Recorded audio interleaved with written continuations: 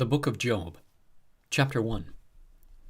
There was a man in the land of Uz whose name was Job, and that man was blameless and upright, one who feared God and turned away from evil. There were born to him 7 sons and 3 daughters. He possessed 7,000 sheep, 3,000 camels, 500 yoke of oxen, and 500 female donkeys, and very many servants, so that this man was the greatest of all the people of the East. His sons used to go and hold a feast in the house of each one on his day, and they would send and invite their 3 sisters to eat and drink with them. And when the days of the feast had run their course, Job would send and consecrate them, and he would rise early in the morning and offer burnt offerings according to the number of them all. For Job said, "It may be that my children have sinned, and cursed God in their hearts." Thus Job did continually. Now there was a day when the sons of God came to present themselves before the Lord, and Satan also came among them. The Lord said to Satan, "From where have you come?" Satan answered the Lord and said, "From going to and fro on the earth, and from walking up and down on it." And the Lord said to Satan, "Have you considered my servant Job, that there is none like him on the earth, a blameless and upright man who fears God and turns away from evil?" Then Satan answered the Lord and said, "Does Job fear God for no reason? Have you not put a hedge around him and his house and all that he has on every side? You have blessed the work of his hands, and his possessions have increased in the land. But stretch out your hand and touch all that he has, and he will curse you to your face." And the Lord said to Satan, "Behold, all that he has is in your hand. Only against him do not stretch out your hand." So Satan went out from the presence of the Lord. Now there was a day when his sons and daughters were eating and drinking wine in their oldest brother's house. And there came a messenger to Job and said, "The oxen were plowing and the donkeys feeding beside them. And the Sabaeans fell upon them and took them and struck down the servants with the edge of his sword. And I alone have escaped to tell you." While he was yet speaking, there came another and said, "The fire of God fell from heaven and burned up the sheep and the servants and consumed them. And I alone have escaped to tell you." While he was yet speaking, there came another, and said, "The Chaldeans formed 3 groups and made a raid on the camels, and took them and struck down the servants with the edge of the sword, and I alone have escaped to tell you." While he was speaking, there came another, and said, "Your sons and daughters were eating and drinking wine in their oldest brother's house. And behold, a great wind came across the wilderness, and struck the 4 corners of the house, and it fell upon the young people, and they are dead, and I alone have escaped to tell you." Then Job arose and tore his robe and shaved his head, and fell on the ground and worshipped. And he said, "Naked I came from my mother's womb, and naked I shall return. The Lord gave, and the Lord has taken away. Blessed be the name of the Lord." In all this Job did not sin or charge God with wrong. Chapter 2. Again there was a day when the sons of God came to present themselves before the Lord, and Satan also came among them to present himself before the Lord. And the Lord said to Satan, "From where have you come?" Satan answered the Lord and said, "From going to and fro on the earth, and from walking up and down on it." And the Lord said to Satan, "Have you considered my servant Job, that there is none like him on the earth, a blameless and upright man who fears God and turns away from evil? He still holds fast his integrity, although you incited me against him to destroy him without reason." Then Satan answered the Lord and said, "Skin for skin. All that a man has he will give for his life. But stretch out your hand and touch his bone and flesh, and he will curse you to your face." And the Lord said to Satan, "Behold, he is in your hand. Only spare his life."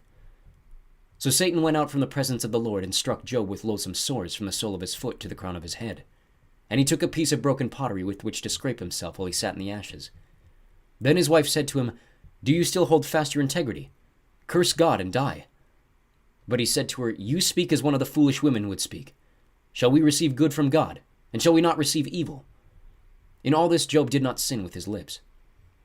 Now when Job's 3 friends heard of all this evil that had come upon him, they came each from his own place: Eliphaz the Temanite, Bildad the Shuhite, and Zophar the Naamathite.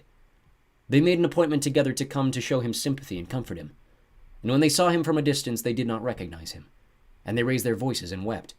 And they tore their robes and sprinkled dust on their heads toward heaven. And they sat with him on the ground 7 days and 7 nights, and no one spoke a word to him, for they saw that his suffering was very great. Chapter 3. After this Job opened his mouth and cursed the day of his birth. And Job said, "Let the day perish on which I was born. And the night that said, A man is conceived, let that day be darkness. May God above not seek it, nor light shine upon it. Let gloom and deep darkness claim it. Let clouds dwell upon it. Let the blackness of the day terrify it. That night, let thick darkness seize it. Let it not rejoice among the days of the year. Let it not come into the number of the months. Behold, let that night be barren. Let no joyful cry enter it. Let those curse it who curse the day, who are ready to rouse up Leviathan. Let the stars of its dawn be dark. Let it hope for light, but have none, nor see the eyelids of the morning, because it did not shut the doors of my mother's womb, nor hide trouble from my eyes.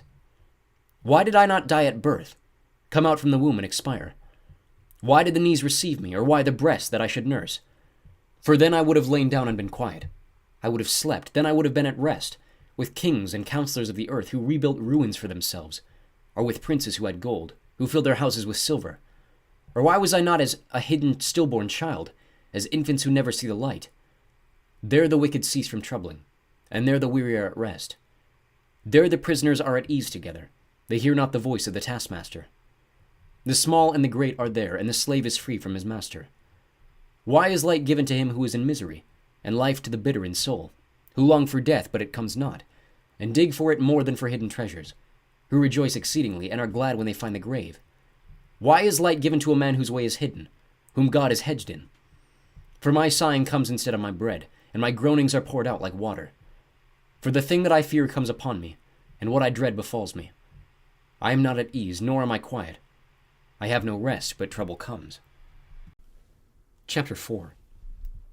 Then Eliphaz the Temanite answered and said, If one ventures a word with you, will you be impatient? Yet who can keep from speaking? Behold, you have instructed many, and you have strengthened the weak hands. Your words have upheld him who is stumbling, and you have made firm the feeble knees. But now it has come to you, and you are impatient. It touches you, and you are dismayed. Is not your fear of God your confidence, and the integrity of your ways your hope? Remember, who that was innocent ever perished? Or where were the upright cut off? As I have seen those who plow iniquity and sow trouble reap the same. By the breath of God they perish, and by the blast of his anger they are consumed. The roar of the lion, the voice of the fierce lion, the teeth of the young lions are broken. The strong lion perishes for lack of prey, and the cubs of the lioness are scattered. Now a word was brought to me stealthily. My ear received the whisper of it. Amid thoughts from visions of the night, when deep sleep falls on men, dread came upon me, and trembling which made all my bones shake. A spirit glided past my face. The hair of my flesh stood up. It stood still, but I could not discern its appearance. A form was before my eyes. There was silence. Then I heard a voice. Can mortal man be in the right before God? Can a man be pure before his Maker? Even in his servants he puts no trust, and his angels he charges with error. How much more those who dwell in houses of clay, whose foundation is in the dust, who are crushed like the moth. Between morning and evening they are beaten to pieces. They perish forever without anyone regarding it.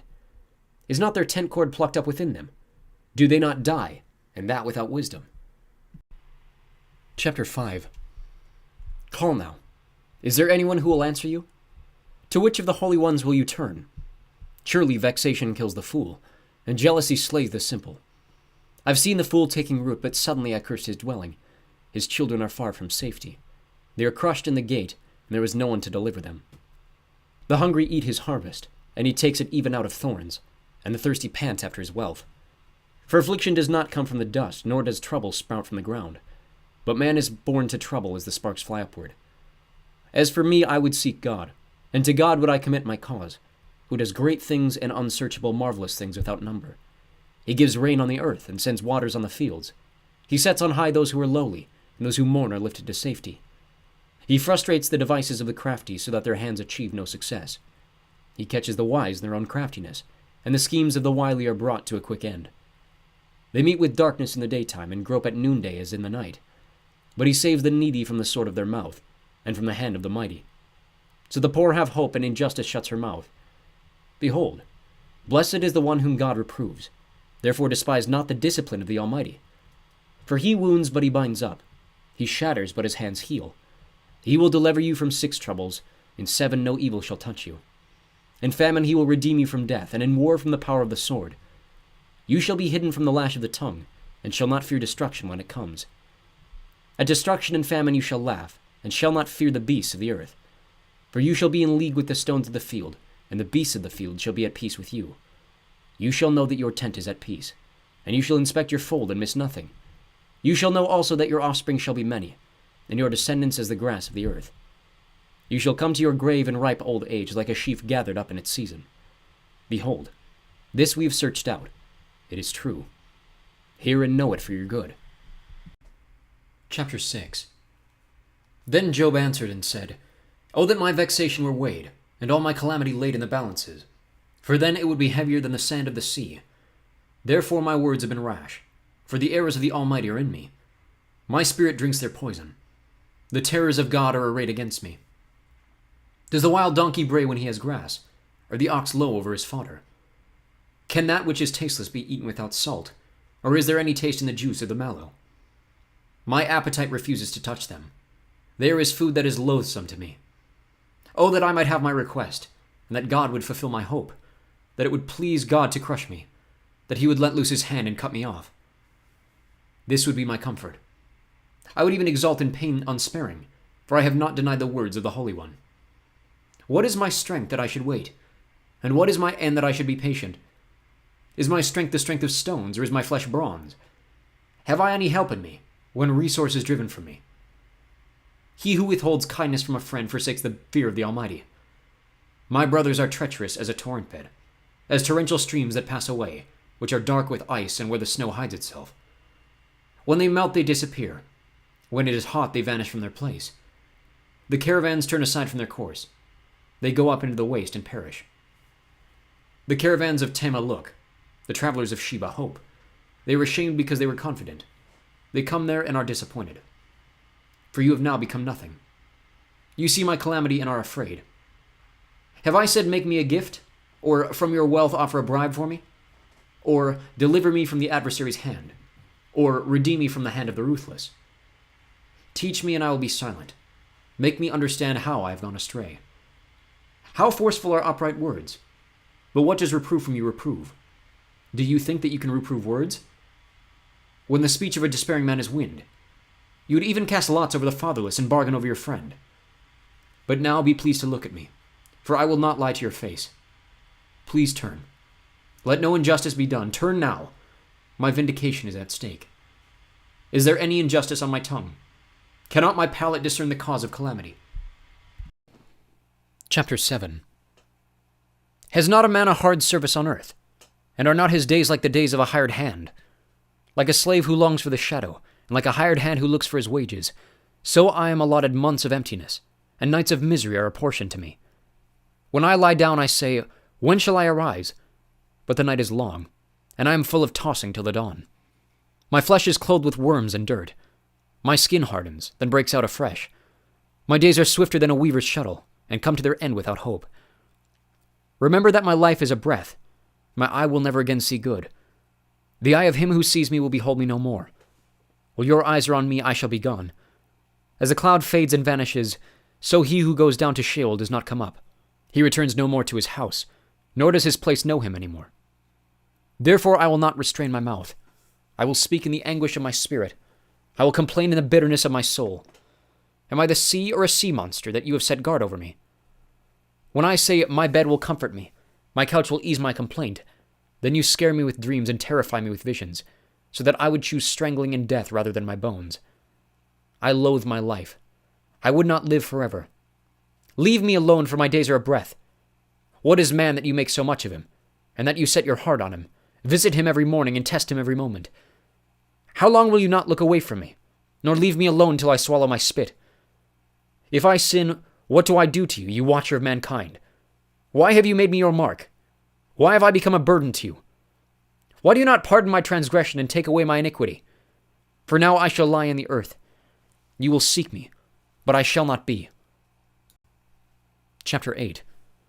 Then Bildad the Shuhite answered and said, How long will you say these things, and the words of your mouth be a great wind? Does God pervert justice, or does the Almighty pervert the right?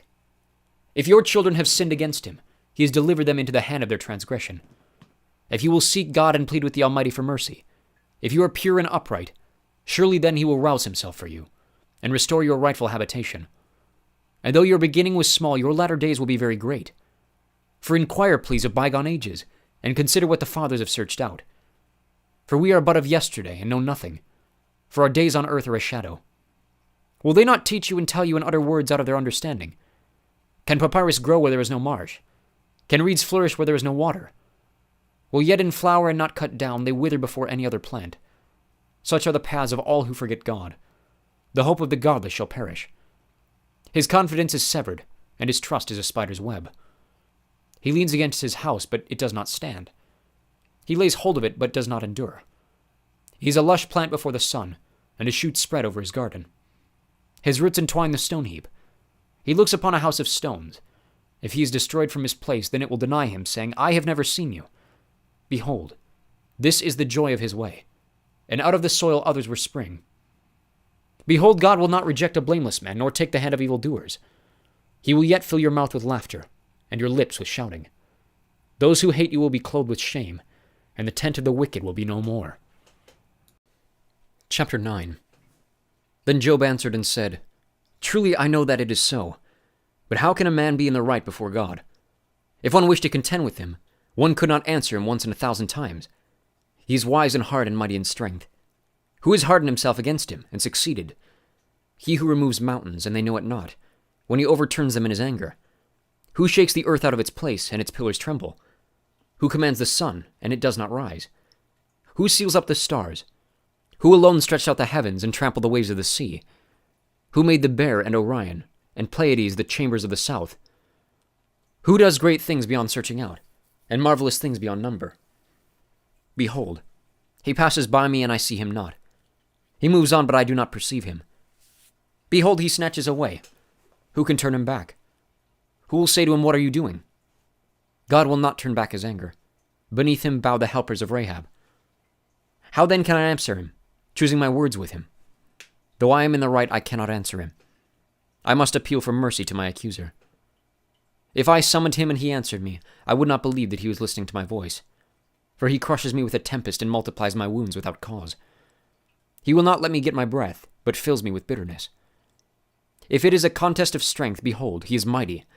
If it is a matter of justice, who can summon him? Though I am in the right, my own mouth would condemn me. Though I am blameless, he would prove me perverse. I am blameless. I regard not myself. I loathe my life. It is all one. Therefore I say, he destroys both the blameless and the wicked. When disaster brings sudden death, he mocks the calamity of the innocent. The earth is given into the hand of the wicked. He covers the faces of its judges. If it is not he, who then is it? My days are swifter than a runner. They flee away. They see no good. They go by like skiffs of reed, like an eagle swooping on the prey. If I say I will forget my complaint, I will put off my sad face and be of good cheer, I become afraid of all of my suffering, for I know you will not hold me innocent. I shall be condemned. Why then do I labor in vain? If I wash myself with snow and cleanse my hands with lye, yet you will plunge me into a pit, and my own clothes will abhor me. For he is not a man as I am, that I might answer him, that we should come to the trial together. There is no arbiter between us, who might lay his hand on us both. Let him take his rod away from me, and not let dread of him terrify me. Then I would speak without fear of him, for I am not so in myself. Chapter 10. I loathe my life. I will give free utterance to my complaint. I will speak in the bitterness of my soul. I will say to God, do not condemn me. Let me know why you contend against me. Does it seem good to you to oppress, to despise the work of your hands and favor the designs of the wicked? Have you eyes of flesh? Do you see as a man sees? Are your days as the days of man, or your years as a man's years, that you seek out my iniquity and search for my sin, although you know that I am not guilty, and there is none to deliver out of your hand? Your hands fashioned and made me, and now you have destroyed me altogether. Remember that you have made me like clay, and will you return me to the dust? Did you not pour out like milk and curdle me like cheese? You clothed me with skin and flesh, and knit me together with bones and sinews. You've granted me life and steadfast love, and your care has preserved my spirit. Yet these things you hid in your heart. I know that this was your purpose. If I sin, you watch me, and do not acquit me of my iniquity. If I am guilty, woe to me. If I am in the right, I cannot lift up my head, for I am filled with disgrace and look on my affliction. And were my head lifted up, you would hunt me like a lion, and again work wonders against me. You renew your witnesses against me and increase your vexation toward me. You bring fresh troops against me. Why did you bring me out from the womb? Would that I had died before any had seen me, and were as though I had not been carried from the womb to the grave. Are not my days few? Then cease and leave me alone, that I may find a little cheer. Before I go, and I shall not return, to the land of darkness and deep shadow, to the land of gloom like thick darkness, like deep shadow without any order, where light is as thick darkness. Chapter 11. Then Zophar the Naamathite answered and said, Should a multitude of words go unanswered, and a man full of talk be judged right? Should your babble silence men, and when you mock shall no one shame you? For you say, My doctrine is pure, and I am clean in God's eyes. But oh, that God would speak and open his lips to you, and that he would tell you the secrets of wisdom. For he is manifold in understanding. Know then that God exacts of you less than your guilt deserves. Can you find out the deep things of God? Can you find out the limit of the Almighty? It is higher than heaven. What can you do? Deeper than Sheol, what can you know? Its measure is longer than the earth and broader than the sea. If he passes through and imprisons and summons the court, who can turn him back? For he knows worthless men. When he sees iniquity, will he not consider it? But a stupid man will get understanding, when a wild donkey's colt is born man. If you prepare your heart, you will stretch out your hands toward him. If iniquity is in your hand, put it far away, and let not injustice dwell in your tents. Surely then you will lift up your face without blemish. You will be secure and will not fear. You will forget your misery. You will remember it as waters that have passed away, and your life will be brighter than the noonday. Its darkness will be like the morning. And you will feel secure because there is hope. You will look around and take your rest in security. You will lie down and none will make you afraid. Many will court your favor. But the eyes of the wicked will fail. All ways of escape will be lost to them, and their hope is to breathe their last. Chapter 12. Then Job answered and said, No doubt you are the people, and wisdom will die with you. But I have understanding as well as you. I am not inferior to you. Who does not know such things as these? I am a laughingstock to my friends. I, who called to God, and he answered me. A just and blameless man, I am a laughingstock. In the thought of one who is at ease, there is contempt for misfortune. It is ready for those whose feet slip. The tents of robbers are at peace, and those who provoke God are secure, who bring their God in their hand. But ask the beasts, and they will teach you, the birds of the heavens, and they will tell you, or the bushes of the earth, and they will teach you, and the fish of the sea will declare to you. Who among all these does not know that the hand of the Lord has done this? In his hand is the life of every living thing, and the breath of all mankind. Does not the ear test words, and the palate taste food? Wisdom is with the aged, and understanding in length of days. With God are wisdom and might. He has counsel and understanding. If he tears down, none can rebuild. If he shuts a man in, none can open. If he withholds the waters, they dry up. If he sends them out, they overwhelm the land. With him are strength and sound wisdom. The deceived and the deceiver are his. He leads counselors away stripped, and judges he makes fools. He looses the bonds of kings, and binds a waistcloth on their hips. He leads priests away stripped, and overthrows the mighty. He deprives of speech those who are trusted, and takes away the discernment of the elders. He pours contempt on princes, and loosens the belt of the strong. He uncovers the deeps out of darkness, and brings deep darkness to light. He makes nations great, and he destroys them. He enlarges nations and leads them away. He takes away understanding from the chiefs of the people of the earth, and makes them wander in a trackless waste. They grope in the dark without light, and he makes them stagger like a drunken man. Chapter 13. Behold, my eye has seen all this. My ear has heard and understood it. What you know, I also know. I am not inferior to you. But I would speak to the Almighty, and I desire to argue my case with God. As for you, you whitewash with lies. Worthless physicians are you all. Oh, that you would keep silent, and it would be your wisdom. Hear now my argument, and listen to the pleadings of my lips. Will you speak falsely for God and speak deceitfully for him? Will you show partiality toward him? Will you plead the case for God? Will it be well with you when he searches you out? Or can you deceive him, as one deceives a man? He will surely rebuke you if in secret you show partiality. Will not his majesty terrify you, and the dread of him fall upon you? Your maxims are proverbs of ashes. Your defenses are defenses of clay. Let me have silence, and I will speak, and let come on me what may. Why should I take my flesh in my teeth and put my life in my hand? Though he slay me, I will hope in him. Yet I will argue my ways to his face. This will be my salvation, that the godless shall not come before him. Keep listening to my words, and let my declaration be in your ears. Behold, I have prepared my case. I know that I shall be in the right. Who is there who will contend with me? For then I would be silent and die. Only grant me two things. Then I will not hide myself from your face. Withdraw your hand far from me, and let not dread of you terrify me. Then call, and I will answer, or let me speak, and you reply to me. How many are my iniquities and my sins?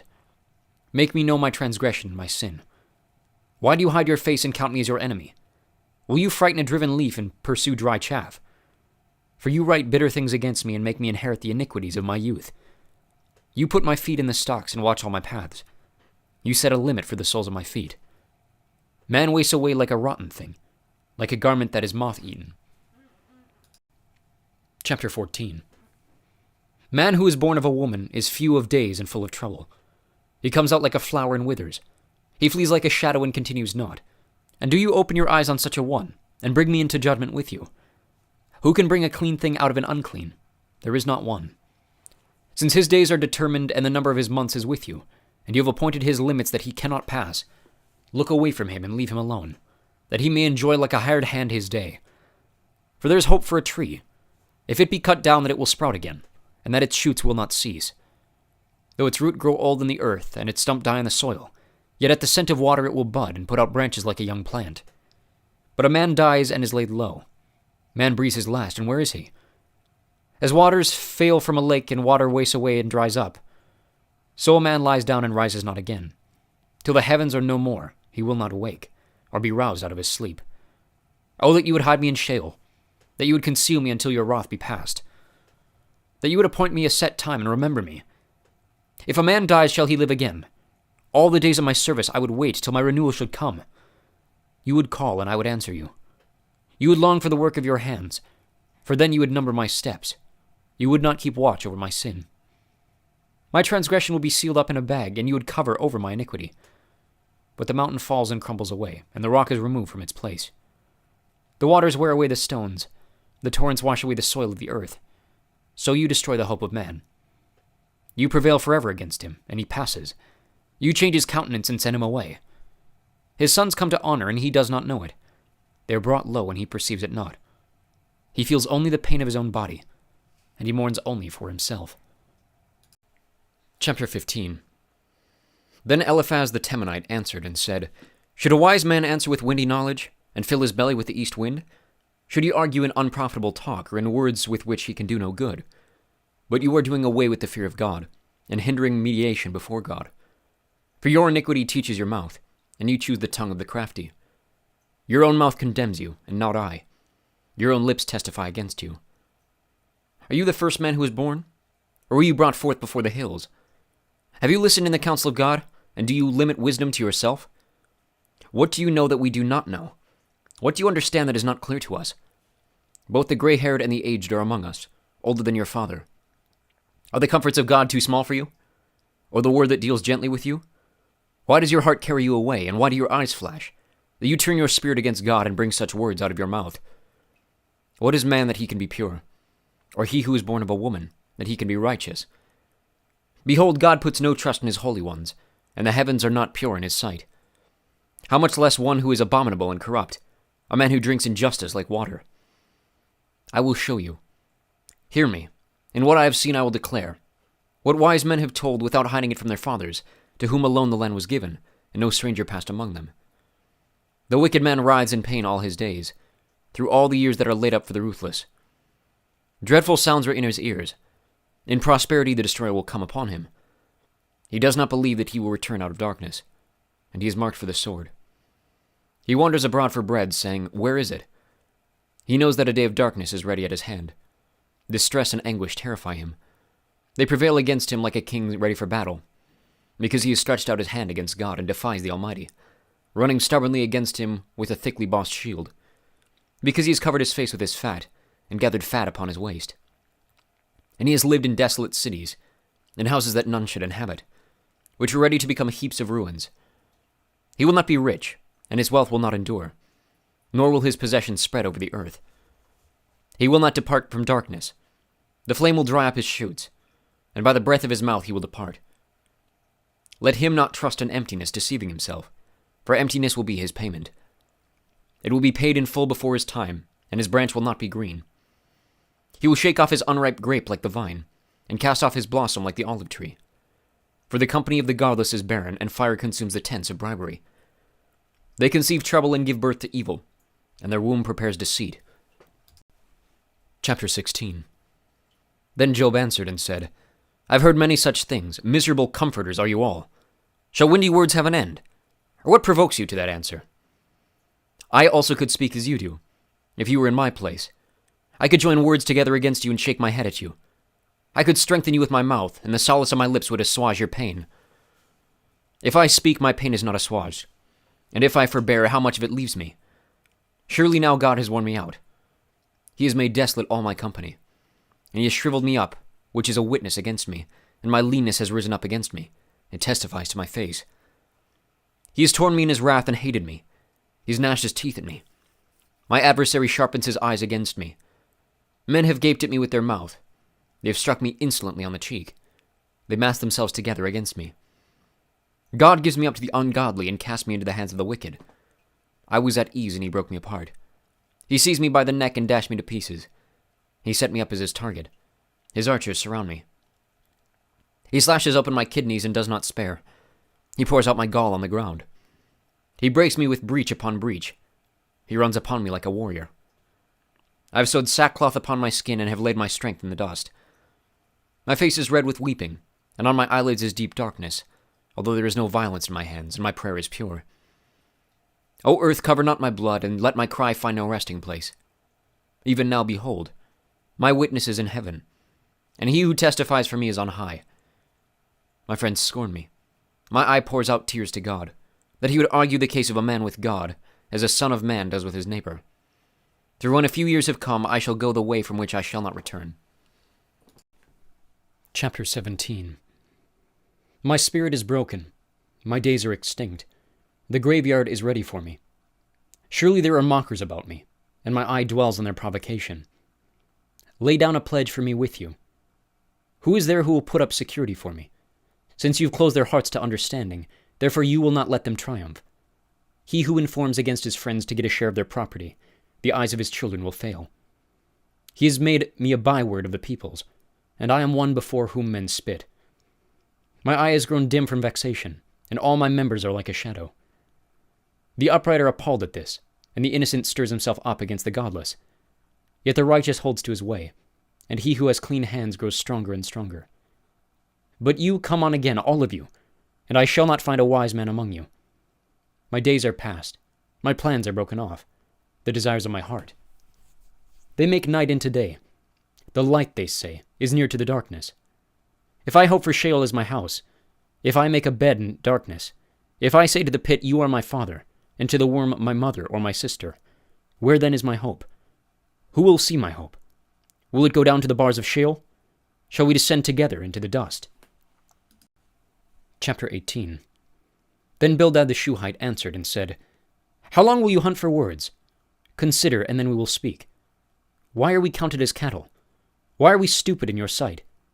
You who tear yourself in your anger, shall the earth be forsaken for you, or the rock be removed out of its place? Indeed, the light of the wicked is put out, and the flame of his fire does not shine. The light is dark in his tent, and his lamp above him is put out. His strong steps are shortened, and his own schemes thrown him down. For he is cast into a net by his own feet, and he walks on its mesh. A trap seizes him by the heel, a snare lays hold of him. A rope is hidden for him in the ground, a trap for him in the path. Terrors frighten him on every side, and chase him at his heels. His strength is famished, and calamity is ready for his stumbling. It consumes the parts of his skin. The firstborn of death consumes his limbs. He is torn from the tent in which he trusted, and is brought to the kingdom of terrors. In his tent dwells that which is none of his. Sulfur is scattered over his habitation. His roots dry up beneath, and his branches wither above. His memory perishes from the earth, and he has no name in the street. He is thrust from light into darkness, and driven out of the world. He has no posterity or progeny among his people, and no survivor where he used to live. They of the west are appalled at his day, and horror seizes them of the east. Surely such are the dwellings of the unrighteous. Such is the place of him who knows not God. Chapter 19. Then Job answered and said, How long will you torment me, and break me in pieces with words? These 10 times you have cast reproach upon me. Are you not ashamed to wrong me? And even if it be true that I have erred, my error remains with myself. If indeed you magnify yourselves against me, and make my disgrace an argument against me, know then that God has put me in the wrong, and closed his net about me. Behold, I cry out violence, but I am not answered. I call for help, but there is no justice. He has walled up my way so that I cannot pass, and he has set darkness upon my paths. He has stripped from me my glory and taken the crown from my head. He breaks me down on every side, and I am gone. And my hope has he pulled up like a tree. He has kindled his wrath against me and counts me as his adversary. His troops come on together. They have cast up their siege ramp against me, and encamp around my tent. He has put my brothers far from me, and those who knew me are wholly estranged from me. My relatives have failed me. My close friends have forgotten me. The guests in my house and my maidservants count me as a stranger. I have become a foreigner in their eyes. I call to my servant, but he gives me no answer. I must plead with him with my mouth for mercy. My breath is strange to my wife, and I am a stench to the children of my own mother. Even young children despise me. When I rise, they talk against me. All my intimate friends abhor me, and those whom I loved have turned against me. My bones stick to my skin and to my flesh, and I have escaped by the skin of my teeth. Have mercy on me. Have mercy on me, O you my friends, for the hand of God has touched me. Why do you, like God, pursue me? Why are you not satisfied with my flesh? Oh, that my words were written. Oh, that they were inscribed in a book. Oh, that with an iron pen and lead they were engraved in the rock forever. For I know that my Redeemer lives, and at the last he will stand upon the earth.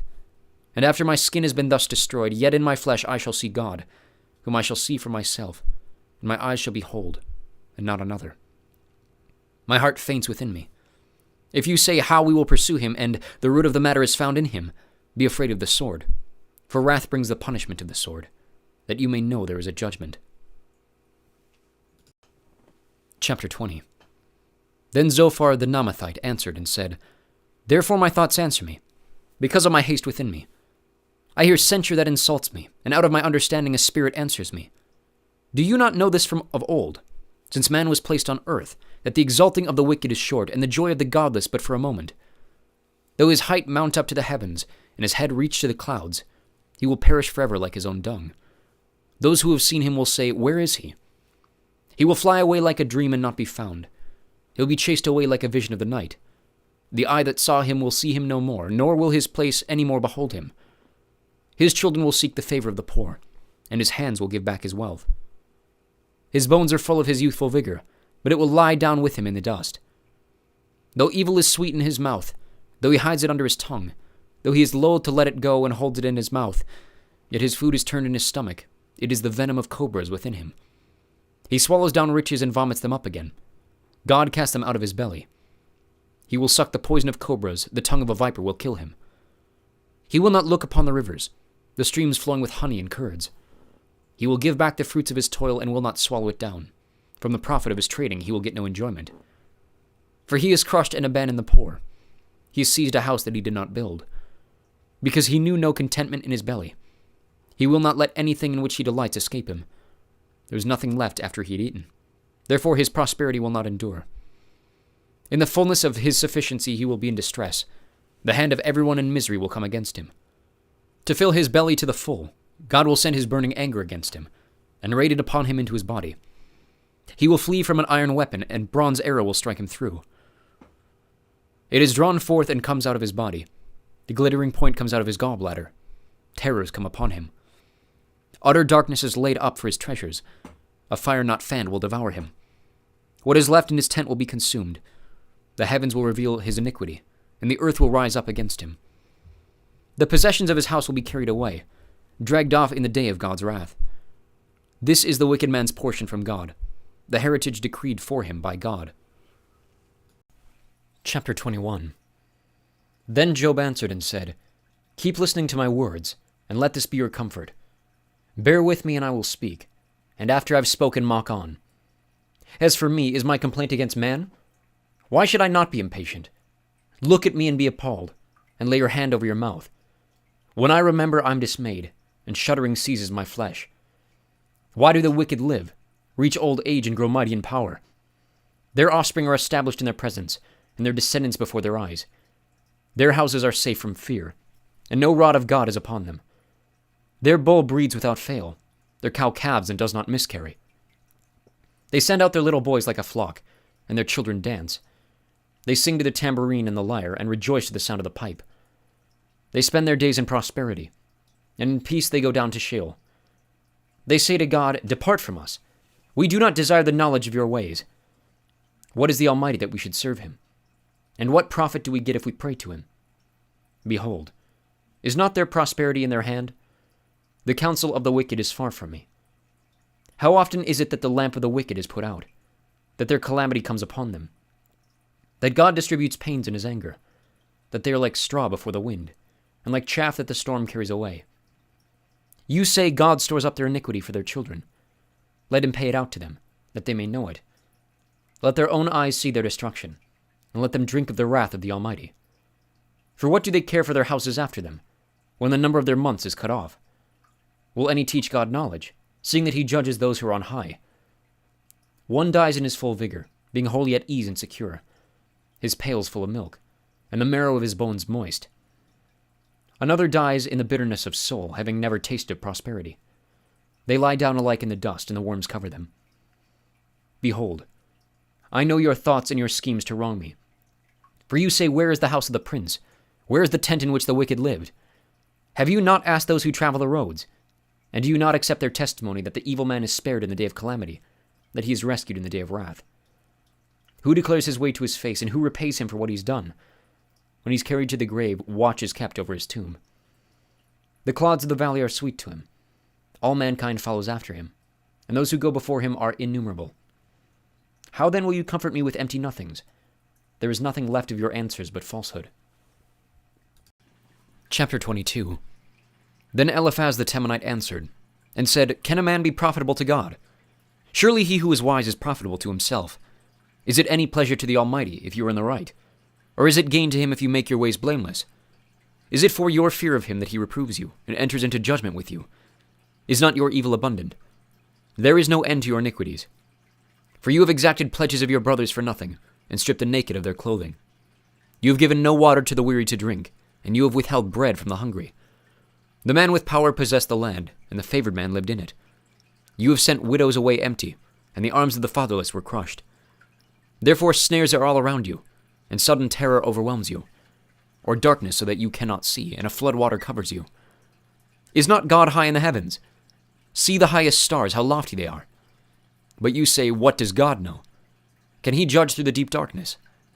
Thick clouds veil him so that he does not see, and he walks on the vault of heaven. Will you keep to the old way that wicked men have trod? They were snatched away before their time. Their foundation was washed away.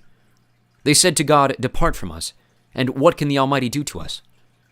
Yet he filled their houses with good things. But the counsel of the wicked is far from me. The righteous see it and are glad. The innocent one mocks at them, saying, 'Surely our adversaries are cut off, and what they left the fire has consumed.' Agree with God and be at peace.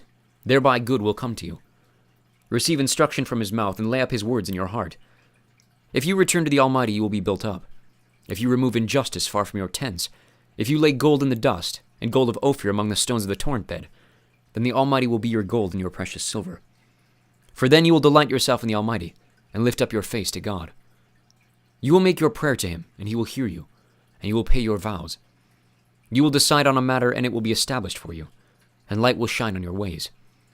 For when they are humbled, you say, 'It is because of pride,' but he saves the lowly. He delivers even the one who is not innocent, who will be delivered through the cleanness of your hands." Chapter 23. Then Job answered and said, "Today also my complaint is bitter. My hand is heavy on account of my groaning. Oh, that I knew where I might find him, that I might come even to his seat. I would lay my case before him and fill my mouth with arguments. I would know what he would answer me, and understand what he would say to me. Would he contend with me in the greatness of his power? No. He would pay attention to me. There an upright man could argue with him, and I would be acquitted forever by my judge. Behold, I go forward, but he is not there, and backward, but I do not perceive him. On the left hand, when he is working, I do not behold him. He turns to the right hand, but I do not see him. But he knows the way that I take. When he has tried me, I shall come out as gold. My foot is held fast to his steps. I have kept his way and have not turned aside. I have not departed from the commandment of his lips. I have treasured the words of his mouth more than my portion of food. But he is unchangeable, and who can turn him back? What he desires, that he does, for he will complete what he appoints for me, and many such things are in his mind. Therefore I am terrified at his presence. When I consider, I am in dread of him. God has made my heart faint. The Almighty has terrified me. Yet I am not silenced because of the darkness, nor because thick darkness covers my face. Chapter 24. Why are not times of judgment kept by the Almighty? And why do those who know him never see his days? Some move landmarks. They seize flocks and pasture them. They drive away the donkey of the fatherless. They take the widow's ox for a pledge. They thrust the poor off the road. The poor of the earth all hide themselves. Behold, like wild donkeys in the desert, the poor go out to their toil seeking game. The wastelands yields food for their children. They gather their fodder in the field, and they glean the vineyard of the wicked man. They lie all night naked without clothing, and have no covering in the cold. They are wet with the rain of the mountains and cling to the rock for lack of shelter. There are those who snatch the fatherless child from the breast, and they take a pledge against the poor. They go about naked without clothing. Hungry, they carry the sheaves. Among the olive rows of the wicked they make oil. They tread the winepresses but suffer thirst. From out of the city the dying groan, and the soul of the wounded cries for help. Yet God charges no one with wrong. There are those who rebel against the light, who are not acquainted with its ways, and do not stay in its paths. The murderer rises before it is light, that he may kill the poor and needy. And in the night he is like a thief. The eye of the adulterer also waits for the twilight, saying, "No eye will see me," and he veils his face. In the dark they dig through houses. By day they shut themselves up. They do not know the light. For deep darkness is morning to all of them, for they are friends with the terrors of deep darkness. You say, "Swift are they on the face of the waters." Their portion is cursed in the land. No treader turns toward the vineyards. Drought and heat snatch away the snow waters. So does Sheol to those who have sinned. The womb forgets them. The worm finds them sweet. They are no longer remembered, so wickedness is broken like a tree. They wrong the barren, childless woman, and do not good to the widow. Yet God prolongs the life of the mighty by his power. They rise up when they despair of life. He gives them security, and they are supported, and his eyes are upon their ways. They are exalted a little while, and then are gone. They are brought low and gathered up like all others. They are cut off like the heads of grain. If it is not so, who will prove me a liar and show that there is nothing in what I say? Chapter 25. Then Bildad the Shuhite answered and said, Dominion and fear are with God. He makes peace in his high heaven. Is there any number to his armies? Upon whom does his light not arise? How then can man be in the right before God? How can he who is born of woman be pure? Behold, even the moon is not bright, and the stars are not pure in his eyes. How much less man who is a maggot, and the son of man who is a worm? Chapter 26. Then Job answered and said, How you have helped him who has no power, how you have saved the arm that has no strength, how you have counseled him who has no wisdom, and plentifully declared sound knowledge. With whose help have you uttered words, and whose breath has come out of you? The dead tremble under the waters and their inhabitants. Sheol is naked before God, and Abaddon has no covering. He stretches out the north over the void, and hangs the earth on nothing. He binds up the waters in his thick clouds, and the cloud is not split open under them. He covers the face of the full moon and spreads over it his clouds. He has inscribed a circle on the face of the waters, at the boundary between light and darkness. The pillars of heaven tremble and are astounded at his rebuke. By his power he stilled the sea. By his understanding he shattered Rahab. By his wind the heavens were made fair. His hand pierced the fleeing serpent. Behold, these are but the outskirts of his ways, and how small a whisper do we hear of him? But the thunder of his power, who can understand? Chapter 27. And Job again took up his discourse and said, As God lives, who has taken away my right, and the Almighty, who has made my soul bitter? As long as my breath is in me, and the Spirit of God is in my nostrils, my lips will not speak falsehood, and my tongue will not utter deceit. Far be it from me to say that you are right. Till I die, I will not put away my integrity. From me, I hold fast my righteousness and will not let go. My heart does not reproach me for any of my days. Let my enemy be as the wicked, and let him who rises up against me be as the unrighteous. For what is the hope of the godless when God cuts him off, when God takes away his life? Will God hear his cry when distress comes upon him? Will he take delight in the Almighty? Will he call upon God at all times? I will teach you concerning the hand of God. What is with the Almighty I will not conceal. Behold, all of you have seen it yourselves. Why then have you become altogether vain? This is the portion of a wicked man with God, and the heritage that oppressors receive from the Almighty. If his children are multiplied, it is for the sword, and his descendants have not enough bread. Those who survive him the pestilence buries, and his widows do not weep. Though he heap up silver like dust and pile up clothing like clay, he may pile it up, but the righteous will wear it, and the innocent will divide the silver. He builds his house like a moth's, like a booth that a watchman makes. He goes to bed rich, but will do so no more. He opens his eyes and his wealth is gone. Terrors overtake him like a flood. In the night a whirlwind carries him off. The east wind lifts him up and he is gone. It sweeps him out of place. It hurls at him without pity. He flees from its power in headlong flight. It claps its hands at him and hisses at him from its place. Chapter 28. Surely there is a mine for silver, and a place for gold that they refine. Iron is taken out of the earth, and copper is smelted from the ore. Man puts an end to darkness and searches out to the farthest limit the ore in gloom and deep darkness. He opens shafts in a valley away from where anyone lives. They're forgotten by travelers. They hang in the air far away from mankind. They swing to and fro. As for the earth, out of it comes bread, but underneath it is turned up as by fire. Its stones are the place of sapphires, and it has dust of gold. That path no bird of prey knows, and the falcon's eye has not seen it. The proud beasts have not trodden it. The lion has not passed over it. Man puts his hand to the flinty rock and overturns mountains by the roots. He cuts out channels in the rocks, and his eye sees every precious thing. He dams up the streams so that they do not trickle, and the thing that is hidden he brings out to light. But where shall wisdom be found, and where is the place of understanding? Man does not know its worth, and it is not found in the land of the living. The deep says, "It is not in me," and the sea says, "It is not with me." It cannot be bought for gold, and silver cannot be weighed as its price. It cannot be valued in the gold of Ophir, in precious onyx or sapphire. Gold and glass cannot equal it, nor can it be exchanged for jewels of fine gold. No mention shall be made of coral or of crystal. The price of wisdom is above pearls. The topaz of Ethiopia cannot equal it, nor can it be valued in pure gold. From where then does wisdom come? And where is the place of understanding? It is hidden from the eyes of all living and concealed from the birds of the air. Abaddon and Death say, "We have heard a rumor of it with our ears." God understands the way to it, and he knows its place. For he looks to the ends of the earth and sees everything under the heavens. When he gave to the wind its weight, and apportioned the waters by measure, when he made a decree for the rain and a way for the lightning of the thunder, then he saw it and declared it. He established it, and searched it out. And he said to man, "Behold, the fear of the Lord, that is wisdom, and to turn away from evil is understanding." Chapter 29. And Job again took up his discourse, and said, "O that I were as in the months of old, as in the days when God watched over me, when his lamp shone upon my head, and by his light I walked through darkness, as I was in my prime, when the friendship of God was upon my tent, when the Almighty was yet with me, when my children were all around me, when my steps were washed with butter, and the rock poured out for me streams of oil. When I went out to the gate of the city, when I prepared my seat in the square. The young men saw me and withdrew, and the aged rose and stood. The princes refrained from talking, and laid their hand on their mouth.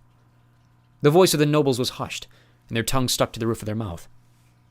When the ear heard, it called me blessed. When the eye saw, it approved, because I delivered the poor who cried for help, and the fatherless who had none to help him. The blessing of him who was about to perish came upon me, and I caused the widow's heart to sing for joy. I put on righteousness, and it clothed me. My justice was like a robe and a turban. I was eyes to the blind and feet to the lame. I was a father to the needy, and I searched out the cause of him whom I did not know. I broke the fangs of the unrighteous and made him drop his prey from his teeth. Then I thought, I shall die in my nest, and I shall multiply my days as the sand. My roots spread out to the waters, with the dew all night on my branches. My glory fresh with me, and my bow ever new in my hand. Men listened to me and waited and kept silence for my counsel. After I spoke, they did not speak again, and my word dropped upon them. They waited for me as for the rain, and they opened their mouths as for the spring rain. I smiled on them when they had no confidence, and the light of my face they did not cast down. I chose their way and sat as chief, and I lived like a king among his troops, like one who comforts mourners. Chapter 30. But now they laugh at me, men who are younger than I, whose fathers I would have disdained to set with the dogs on my flock. What could I gain from the strength of their hands, men whose vigor is gone? Through want and hard hunger they gnaw the dry ground by night in waste and desolation. They pick saltwort and the leaves of bushes, and the roots of the broom tree for their food. They are driven out from human company. They shout after them as after a thief. In the gullies of the torrents they must dwell, in holes of the earth and of the rocks. Among the bushes they bray, under the nettles they huddle together. A senseless, a nameless brood. They've been whipped out of the land. And now I have become their song. I am a byword to them. They abhor me. They keep aloof from me. They do not hesitate to spit at the sight of me. Because God has loosed my cord and humbled me, they have cast off restraint in my presence. On my right hand the rabble rise. They push away my feet. They cast up against me their ways of destruction. They break up my path. They promote my calamity. They need no one to help them. As through a wide breach they come, amid the crash they roll on. Terrors are turned upon me. My honor is pursued as by the wind, and my prosperity has passed away like a cloud. And now my soul is poured out within me. Days of affliction have taken hold of me. The night racks my bones, and the pain that gnaws me takes no rest. With great force my garment is disfigured. It binds me about like the collar of my tunic. God has cast me into the mire, and I have become like dust and ashes. I cry to you for help, and you do not answer me. I stand, and you only look at me. You turn cruel to me. With the might of your hand you persecute me. You lift me up on the wind. You make me ride on it. And you toss me about in the roar of the storm, for I know that you will bring me to death, and to the house appointed for all living. Yet does not one in a heap of ruins stretch out his hand, and in his disaster cry for help? Did not I weep for him whose day was hard? Was not my soul grieved for the needy? But when I hoped for good, evil came, and when I waited for light, darkness came. My inward parts are in turmoil and never still. Days of affliction come to meet me. I go about darkened, but not by the sun. I stand up in the assembly and cry for help. I'm a brother of jackals and a companion of ostriches. My skin turns black and falls from me, and my bones burn with heat. My lyre is turned to mourning, and my pipe to the voice of those who weep. Chapter 31. I have made a covenant with my eyes. How then could I gaze at a virgin? What would be my portion from God above, and my heritage from the Almighty on high? Is not calamity for the unrighteous, and disaster for the workers of iniquity? Does he not see my ways and number all my steps? If I have walked with falsehood and my foot has hastened to deceit, let me be weighed in a just balance, and let God know my integrity. If my step is turned aside from the way, and my heart has gone after my eyes, and if any spot is stuck to my hands, then let me sow, and another eat, and let what grows from me be rooted out. If my heart has been enticed toward a woman, and I have lain in wait at my neighbor's door, then let my wife grind for another, and let others bow down on her. For that would be a heinous crime. That would be an iniquity to be punished by the judges. For that would be a fire that consumes as far as Abaddon, and it would burn to the root all my increase. If I have rejected the cause of my manservant or my maidservant, when they brought a complaint against me, what then shall I do when God rises up, when he makes inquiry? What shall I answer him? Did not he who made me in the womb make him? And did not one fashion us in the womb? If I have withheld anything that the poor desired, or have caused the eyes of the widow to fail, or eaten my morsel alone, and the fatherless has not eaten of it, for from my youth the fatherless grew up with me as with a father, and from my mother's womb I guided the widow. If I have seen anyone perish for lack of clothing, or the needy without covering, if his body has not blessed me, and if he was not warmed with the fleece of my sheep, if I have raised my hand against the fatherless, because I saw my help in the gate, then let my shoulder blade fall from my shoulder, and let my arm be broken from its socket. For I was in terror of calamity from God, and I could not have faced his majesty. If I have made gold my trust, or called fine gold my confidence, if I have rejoiced because my wealth was abundant, or because my hand had found much, if I have looked at the sun when it shone, or the moon moving in splendor, and my heart has been secretly enticed, and my mouth has kissed my hand, this also would be an iniquity to be punished by the judges, for I would have been false to God above. If I have rejoiced at the ruin of him who hated me, or exulted when evil overtook him, I have not let my mouth sin by asking for his life with a curse. If the men of my tent have not said, who is there that has not been filled with his meat? The sojourner has not lodged in the street. I have opened my doors to the traveler. If I have concealed my transgressions as others do, by hiding my iniquity in my heart, because I stood in great fear of the multitude, and the contempt of families terrified me, so that I kept silence and did not go out of doors. Oh, that I had one to hear me. Here is my signature. Let the Almighty answer me. Oh, that I had the indictment written by my adversary. Surely I would carry it on my shoulder. I would bind it on me as a crown. I would give him an account of all my steps like a prince. I would approach him. If my land has cried out against me, and its furrows have wept together, If I have eaten its yield without payment, and made its owners breathe their last, let thorns grow instead of wheat, and foul weeds instead of barley. The words of Job are ended. Chapter 32. So these 3 men ceased to answer Job, because he was righteous in his own eyes. Then Elihu the son of Barachel the Buzite, of the family of Ram, burned with anger. He burned with anger at Job because he justified himself rather than God. He burned with anger also at Job's 3 friends, because they had found no answer, although they had declared Job to be in the wrong. Now Elihu had waited to speak to Job, because they were older than he. And when Elihu saw that there was no answer in the mouth of these 3 men, he burned with anger. And Elihu the son of Barachel the Buzite answered and said, I am young in years, and you are aged. Therefore I was timid and afraid to declare my opinion to you. I said, let days speak, and many years teach wisdom. But it is the spirit in man, the breath of the Almighty, that makes him understand. It is not the old who are wise, nor the aged who understand what is right. Therefore I say, listen to me. Let me also declare my opinion. Behold, I waited for your words. I listened for your wise sayings, while you searched out what to say. I gave you my attention, and behold, there was none among you who refuted Job or answered his words. Beware lest you say, we have found wisdom. God may vanquish him, not a man. He has not directed his words against me, and I will not answer him with your speeches. They are dismayed. They answer no more. They have not a word to say. And I shall wait because they do not speak, because they stand there and answer no more. I also will answer with my share. I also will declare my opinion, for I am full of words. The spirit within me constrains me. Behold, my belly is like wine that has no vent, like new wineskins ready to burst. I must speak that I may find relief. I must open my lips and answer. I will not show partiality to any man or use flattery toward any person, for I do not know how to flatter, else my Maker would soon take me away. Chapter 33. But now hear my speech, O Job, and listen to all my words. Behold, I open my mouth, the tongue in my mouth speaks. My words declare the uprightness of my heart, and what my lips know they speak sincerely. The Spirit of God has made me, and the breath of the Almighty gives me life. Answer me if you can. Set your words in order before me. Take your stand. Behold, I am toward God as you are. I too was pinched off from a piece of clay. Behold, no fear of me need terrify you. My pressure will not be heavy upon you. Surely you have spoken in my ears, and I have heard the sound of your words. You say I am pure, without transgression. I am clean, and there is no iniquity in me. Behold, he finds occasions against me. He counts me as his enemy.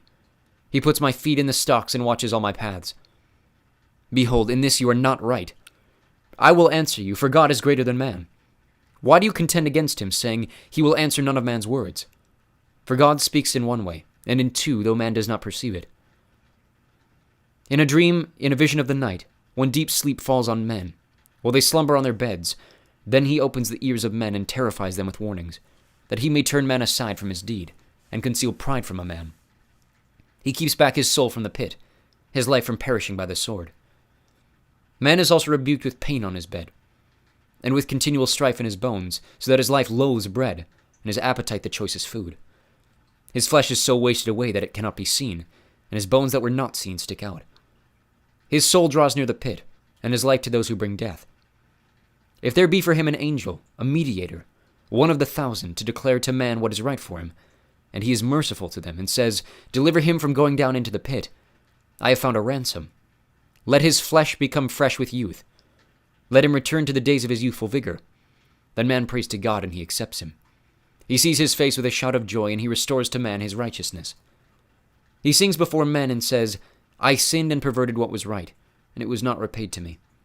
He has redeemed my soul from going down into the pit, and my life shall look upon the light.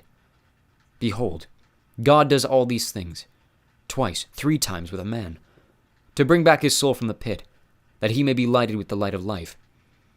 Pay attention, O Job. Listen to me. Be silent, and I will speak. If you have any words, answer me. Speak, for I desire to justify you. If not, listen to me. Be silent, and I will teach you wisdom. Chapter 34. Then Elihu answered and said, hear my words, you wise men, and give ear to me, you who know. For the ear tests words as the palate tastes food. Let us choose what is right. Let us know among ourselves what is good. For Job has said, I am in the right, and God has taken away my right. In spite of my right, I'm counted a liar. My wound is incurable, though I am without transgression. What man is like Job, who drinks up scoffing like water, who travels in company with evildoers and walks with wicked men? For he has said, it profits a man nothing that he should take delight in God. Therefore hear me, you men of understanding. Far be it from God that he should do wickedness, and from the Almighty that he should do wrong. For according to the work of a man he will repay him, and according to his ways he will make it befall him. Of a truth God will not do wickedly, and the Almighty will not pervert justice. Who gave him charge over the earth, and who laid on him the whole world? If he should set his heart to it and gather to himself his spirit and his breath, all flesh would perish together, and man would return to dust. If you have understanding, hear this. Listen to what I say. Shall one who hates justice govern? Will you condemn him who is righteous and mighty?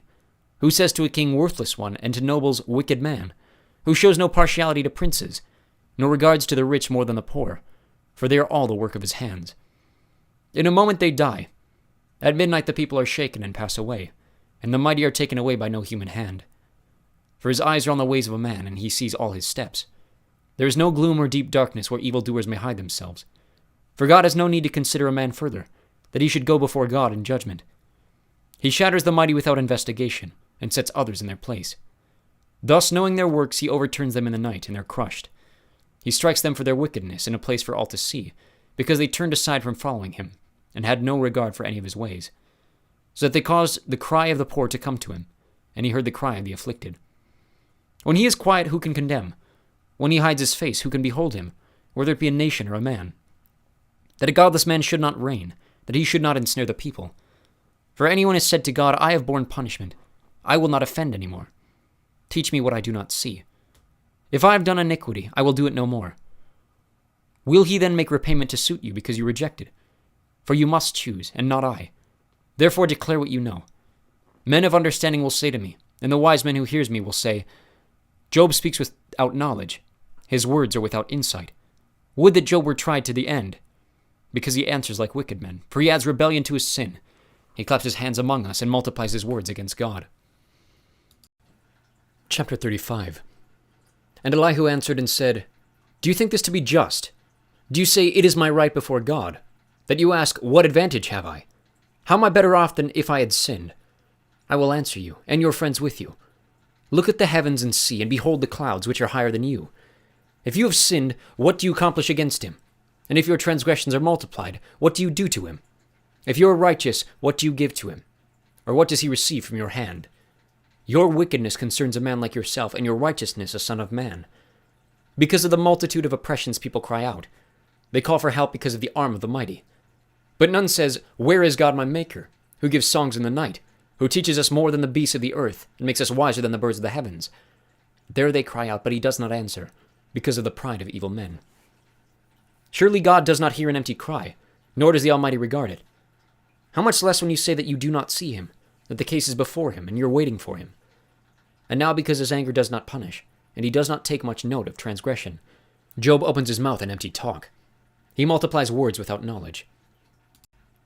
Chapter 36. And Elihu continued and said, Bear with me a little, and I will show you, for I have yet something to say on God's behalf.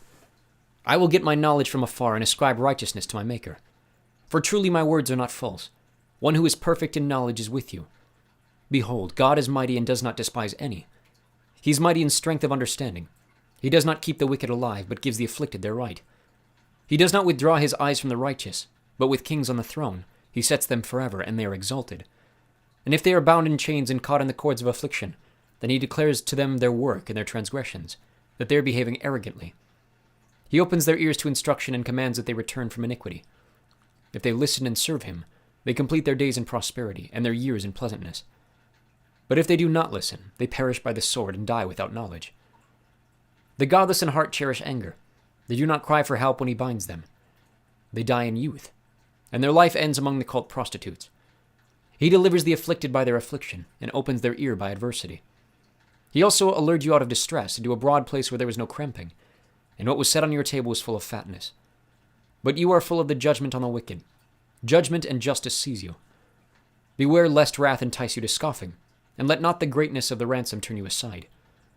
Will your cry for help avail to keep you from distress, or all the force of your strength? Do not long for the night when peoples vanish in their place. Take care. Do not turn to iniquity. For this you have chosen rather than affliction. Behold, God is exalted in his power. Who is a teacher like him? Who has prescribed for him his way, or who can say, you have done wrong? Remember to extol his work, of which men have sung. All mankind has looked on it. Man beholds it from afar. Behold, God is great, and we know him not. The number of his years is unsearchable. For he draws up the drops of water. They distill his mist and rain, which the skies pour down and drop on mankind abundantly. Can anyone understand the spreading of the clouds, the thunderings of his pavilion? Behold, he scatters his lightning about him and covers the roots of the sea. For by these he judges peoples. He gives food in abundance. He covers his hands with the lightning and commands it to strike the mark. Its crashing declares his presence. The cattle also declare that he rises. Chapter 37. At this also my heart trembles and leaps out of its place. Keep listening to the thunder of his voice, and the rumbling that comes from his mouth. Under the whole heaven he lets it go, and his lightning to the corners of the earth. After it his voice roars. He thunders with his majestic voice, and he does not restrain the lightnings which his voice is heard. God thunders wondrously with his voice. He does great things that we cannot comprehend. For to the snow he says, fall on the earth, likewise to the downpour his mighty downpour. He seals up the hand of every man, that all men whom he made may know it. Then the beasts go into their lairs and remain in their dens. From its chamber comes the whirlwind, and cold from the scattering winds. By the breath of God ice is given, and the broad waters are frozen fast. He loads the thick cloud with moisture. The clouds scatter his lightning. They turn around and around by his guidance, to accomplish all that he commands them on the face of the habitable world. Whether for correction or for his land or for love, he causes it to happen. Hear this, O Job. Stop and consider the wondrous works of God. Do you know how God lays his command upon them, and causes the lightning of his cloud to shine? Do you know the balancings of the clouds, the wondrous works of him who is imperfect in knowledge? You whose garments are hot when the earth is still because of the south wind. Can you like him spread out the skies, hard as a cast metal mirror? Teach us what we shall say to him. We cannot drop our case because of darkness. Shall it be told him that I would speak? Did a man ever wish that he would be swallowed up? And now no one looks on the light when it is bright in the skies, when the wind has passed and cleared them. Out of the north comes golden splendor. God is clothed with some awesome majesty. The Almighty, we cannot find him. He is great in power. Justice and abundant righteousness he will not violate. Therefore men fear him. He does not regard any who are wise in their own conceit. Chapter 38. Then the Lord answered Job out of the whirlwind and said, Who is this that darkens counsel by words without knowledge? Dress for action like a man. I will question you, and you make it known to me. Where were you when I laid the foundation of the earth? Tell me if you have understanding. Who determined its measurements? Surely you know. Or who stretched the line upon it? On what were its bases sunk? Or who laid its cornerstone when the morning stars sang together and all the sons of God shouted for joy? Or who shut in the sea with doors when it burst out from the womb? When I made clouds its garment, and thick darkness its swaddling band, and prescribed limits for it and set bars and doors, and said, Thus far shall you come, and no farther, and here shall your proud waves be stayed.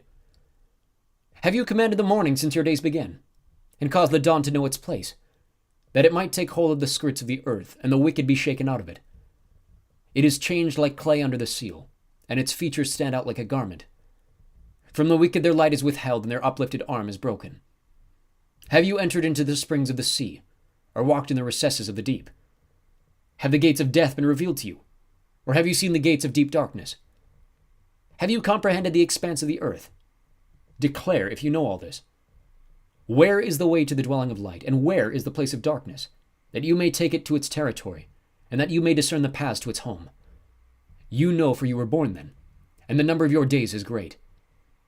Have you entered the storehouses of the snow, or have you seen the storehouses of the hail, which I have reserved for the time of trouble, for the day of battle and war? What is the way to the place where the light is distributed, or where the east wind is scattered upon the earth? Who has cleft a channel for the torrents of rain, and a way for the thunderbolt, to bring rain on a land where no man is, on the desert in which there is no man, to satisfy the waste and desolate land, and to make the ground sprout with grass? Has the rain a father, or who has begotten the drops of dew? From whose womb did the ice come forth, and who has given birth to the frost of heaven? The waters become hard like stone, and the face of the deep is frozen. Can you bind the chains of the Pleiades? or loose the cords of Orion? Can you lead forth the Mazzaroth in their season, or can you guide the bear with its children? Do you know the ordinances of the heavens? Can you establish their rule on the earth? Can you lift up your voice to the clouds, that a flood of waters may cover you? Can you send forth lightnings, that they may go and say to you, here we are? Who has put wisdom in the inward parts, or given understanding to the mind? Who can number the clouds by wisdom? Or who can tilt the waterskins of the heavens, when the dust runs into a mass and the clouds stick fast together? Can you hunt the prey for the lion, or satisfy the appetite of the young lions when they crouch in their dens, or lie in wait in their thicket? Who provides for the raven its prey, when its young ones cry to God for help, and wander about for lack of food? Chapter 39. Do you know when the mountain goats give birth? Do you observe the calving of the does? Can you number the months that they fulfill? And do you know the time when they give birth? When they crouch, bring forth their offspring, and are delivered of their young. Their young ones become strong. They grow up in the open. They go out and do not return to them. Who has let the wild donkey go free? Who has loosed the bonds of the swift donkey, to whom I have given the arid plain for his home, and the salt land for his dwelling place? He scorns the tumult of the city. He hears not the shouts of the driver. He ranges the mountains as his pasture, and he searches after every green thing. Is a wild ox willing to serve you? Will he spend the night at your manger? Can you bind him in the furrow with ropes, or will he harrow the valleys after you? Will you depend on him because his strength is great, and will you leave to him your labor? Do you have faith in him that he will return your grain and gather it to your threshing floor? The wings of the ostrich wave proudly, but are they the pinions of plumage of love? For she leaves her eggs to the earth and lets them be warmed on the ground, forgetting that a foot may crush them, and that the wild beast may trample them. She deals cruelly with her young as if they were not hers. Though her labor be in vain, yet she has no fear, because God has made her forget wisdom, and given her no share in understanding. When she rouses herself to flee, she laughs at the horse and his rider. Do you give the horse his might? Do you clothe his neck with a mane? Do you make him leap like the locust? His majestic snorting is terrifying. He paws in the valley and exalts in his strength. He goes out to meet the weapons. He laughs at fear and is not dismayed. He does not turn back from the sword. Upon him rattle the quiver, the flashing spear, and the javelin. With fierceness and rage he swallows the ground. He cannot stand still at the sound of the trumpet. When the trumpet sounds, he says, Aha! He smells the battle from afar, the thunder of the captains, and the shouting. Is it by your understanding that the hawk soars and spreads his wings toward the south? Is it at your command that the eagle mounts up and makes his nest on high? On the rock he dwells and makes his home, on the rocky crag and stronghold. From there he spies out the prey. His eyes behold it from far away. His young ones suck up blood, and where the slain are, there is he. Chapter 40. And the Lord said to Job, Shall a fault-finder contend with the Almighty? He who argues with God, let him answer it. Then Job answered the Lord and said, Behold, I am of small account. What shall I answer you? I lay my hand on my mouth. I have spoken once, and I will not answer. Twice, but I will proceed no further. Then the Lord answered Job out of the whirlwind and said, Dress for action like a man. I will question you, and you make it known to me. Will you even put me in the wrong? Will you condemn me that you may be in the right? Have you an arm like God? And can you thunder with a voice like his? Adorn yourself with majesty and dignity. Clothe yourself with glory and splendor. Pour out the overflowings of your anger, and look on everyone who is proud and abase him. Look on everyone who is proud and bring him low, and tread down the wicked where they stand. Hide them all in the dust together. Bind their faces in the world below. Then will I also acknowledge to you that your own right hand can save you. Behold Behemoth, which I made as I made you. He eats grass like an ox. Behold his strength in his loins, and his power in the muscles of his belly. He makes his tail stiff like a cedar. The sinews of his thighs are knit together. His bones are tubes of bronze, his limbs like bars of iron. He is the first of the works of God. Let him who made him bring near his sword. For the mountains yield food for him, where all the wild beasts play. Under the lotus plants he lies, in the shelter of the reeds and in the marsh. For his shade the lotus trees cover him. The willows of the brook surround him. Behold, if the river is turbulent, he is not frightened. He is confident, though Jordan rushes against his mouth. Can one take him by his eyes or pierce his nose with a snare? Chapter 41. Can you draw out Leviathan with a fishhook, or press down his tongue with a cord? Can you put a rope in his nose, or pierce his jaw with a hook? Will he make many pleas to you? Will he speak to you soft words? Will he make a covenant with you to take him for your servant forever? Will you play with him as with a bird, Or will you put him on a leash for your girls? Will traders bargain over him? Will they divide him up amongst the merchants? Can you fill his skin with harpoons or his head with fishing spears? Lay your hands on him. Remember the battle. You will not do it again. Behold, the hope of a man is false. He is laid low even at the sight of him. No one is so fierce that he dares to stir him up. Who then is he who can stand before me? Who has first given to me that I should repay him? Whatever is under the whole heaven is mine. I will not keep silence concerning his limbs, or his mighty strength, or his goodly frame. Who can strip off his outer garment? Who would come near him with a bridle? Who can open the doors of his face? Around his teeth is terror. His back is made of rows of shields, shut up closely as with a seal. One is so near to another that no air can come between them. They are joined one to another. They clasp each other and cannot be separated. His sneezings flash forth light, and his eyes are like the eyelids of the dawn. Out of his mouth go flaming torches. Sparks of fire leap forth. Out of his nostrils comes forth smoke, as from a boiling pot and burning rushes. His breath kindles coals, and a flame comes forth from his mouth. In his neck abides strength, and terror dances before him. The folds of his flesh stick together, firmly cast on him and immovable. His heart is hard as a stone, hard as the lower millstone. When he raises himself up, the mighty are afraid. At the crashing they are beside themselves. Though the sword reaches him, it does not avail, nor the spear, the dart, or the javelin. He counts iron as straw, and bronze as rotten wood. The arrow cannot make him flee. For him, sling stones are turned to stubble. Clubs are counted as stubble. He laughs at the rattle of javelins. His underparts are like sharp potsherds. He spreads himself like a threshing sledge on the mire. He makes the deep boil like a pot. He makes the sea like a pot of ointment. Behind him he leaves a shining wake. One would think the deep to be white-haired. On earth there is not his like, a creature without fear. He sees everything that is high. He is king over all the sons of pride. Chapter 42.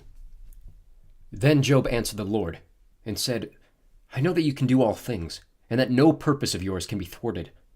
Who is this that hides counsel without knowledge? Therefore I have uttered what I did not understand, things too wonderful for me, which I did not know. Hear, and I will speak. I will question you, and you make it known to me. I had heard of you by the hearing of the ear, but now my eye sees you. Therefore I despise myself, and repent in dust and ashes. After the Lord had spoken these words to Job, the Lord said to Eliphaz the Temanite, My anger burns against you and against your 2 friends, for you have not spoken of me what is right, as my servant Job has. Now therefore take 7 bulls and 7 rams, and go to my servant Job, and offer up a burnt offering for yourselves. And my servant Job shall pray for you, for I will accept his prayer not to deal with you accordingly to your folly. For you have not spoken of me what is right, as my servant Job has. So Eliphaz the Temanite, and Bildad the Shuhite, and Zophar the Naamathite went and did what the Lord had told them, and the Lord accepted Job's prayer. And the Lord restored the fortunes of Job, when he had prayed for his friends, and the Lord gave Job twice as much as he had before.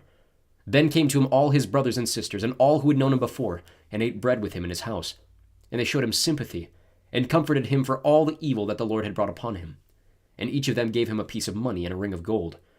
And the Lord blessed the latter days of Job more than his beginning. And he had 14,000 sheep, 6,000 camels, 1,000 yoke of oxen, and 1,000 female donkeys. He had also 7 sons and 3 daughters, and he called the name of the first daughter Jemimah, and the name of the second Keziah, and the name of the third child Keren-Happuch. And in the land there was no women so beautiful as Job's daughters, and their father gave them an inheritance amongst their brothers. And after this Job lived 140 years, and saw his sons and his sons' sons 4 generations. And Job died an old man and full of days.